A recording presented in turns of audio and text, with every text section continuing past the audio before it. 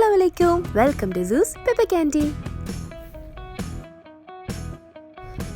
അപ്പോൾ കഴിഞ്ഞ വ്ളോഗിൽ ഞാൻ പ്രോമിസ് ചെയ്ത പോലെ ചിക്കൻ അഫ്ഗാനി റെസിപ്പി ആയിട്ടാണ് വന്നേക്കുന്നത്. എളുപ്പത്തിൽ ഉണ്ടാക്കാൻ പറ്റും, ട്രൈ ചെയ്ത് നോക്കാം കേട്ടോ.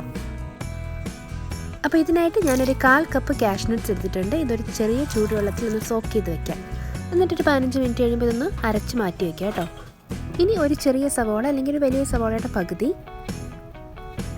1 ടേബിൾ സ്പൂൺ ഇഞ്ചി വെളുത്തുള്ളി പേസ്റ്റ്, ഒരു 1/4 കപ്പ് മല്ലിയില, എരിവിന് ആവശ്യമുള്ള പച്ചമുളക്. ഇവിടെ എരിവിന് വേറെ നമ്മൾ മുളക് പൊടിയൊന്നും ചേർക്കുന്നില്ല, അപ്പം പച്ചമുളക് അത്യാവശ്യം എരിവുള്ളത് തന്നെ എടുത്തോ കേട്ടോ. ഇതെല്ലാം കൂടെ ഒന്ന് അരച്ച് വെച്ച് അത് മാറ്റി വയ്ക്കുക. ഇനി കഴുകി വൃത്തിയാക്കിയ 1/2 കിലോ ചിക്കൻ ഉണ്ട്, വിത്ത് ബോണാണ് കേട്ടോ.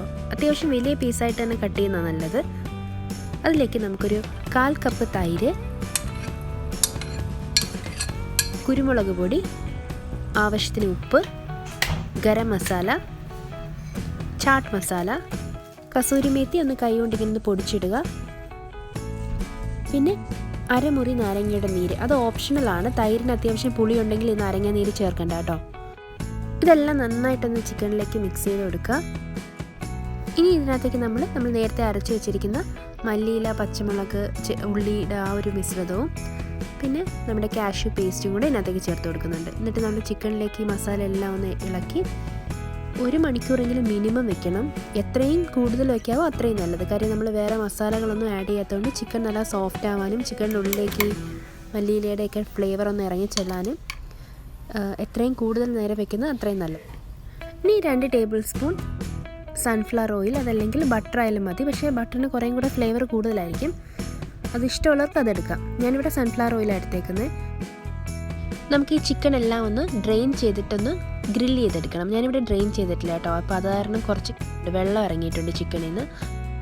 ഡ്രെയിൻ ചെയ്തിട്ട് ബാക്കി മസാല കളയരുത്, ആവശ്യം വരും. അപ്പോൾ അത് മാറ്റി വയ്ക്കുക കേട്ടോ. അപ്പോൾ ചിക്കൻ ഒന്ന് ഹൈ ഫ്ലെയിമിലിട്ട് ഒരു 2 മിനിറ്റ് ഗ്രില്ല് ചെയ്തെടുക്കുക 2 സൈഡും. നമുക്ക് ചിക്കൻ ഫുള്ളി കുക്ക് ആവണ്ട, ആ സൈഡ് രണ്ടൊന്ന് ഗ്രില്ല് എഫക്റ്റ് കിട്ടാൻ വേണ്ടി മാത്രം കേട്ടോ.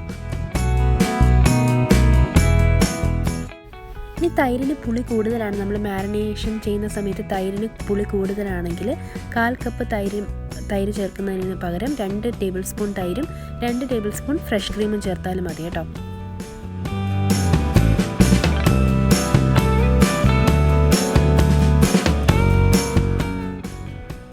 അപ്പോൾ ചിക്കൻ്റെ ഏകദേശം 2 ഭാഗം ഒന്ന് മൊരിഞ്ഞ് വരുമ്പോൾ നമുക്ക് ആ ഗ്രേവി ഒഴിച്ചു കൊടുക്കുക. അതായത് ബാക്കിയുള്ള മസാലയിൽ ചിക്കൻ ഗ്രീൻ ചില്ലി പേസ്റ്റും കാഷ്യൂ പേസ്റ്റും നമ്മൾ ഈ ചിക്കനിലേക്ക് സോക്ക് ചെയ്ത് വെച്ചിരുന്ന ബാക്കിയുള്ള ഗ്രേവി അത് നമ്മൾ ഇതിനകത്തേക്ക്, ഞാൻ പറഞ്ഞില്ലേ മാറ്റി വയ്ക്കാൻ, ആ ഒരു ഗ്രേവി ഇതിനകത്തേക്ക് നമുക്ക് ഒഴിച്ചു കൊടുക്കാം.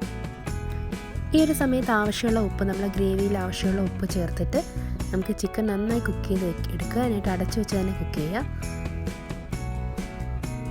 കുക്കായി വരുമ്പോൾ നമുക്ക് ഇതിനകത്തേക്ക് കുരുമുളക് പൊടി, ഗരം മസാല, അല്പം ഏലക്ക പൊടിച്ചതും കൂടെ ഒന്ന് ചേർത്ത് കൊടുക്കാം.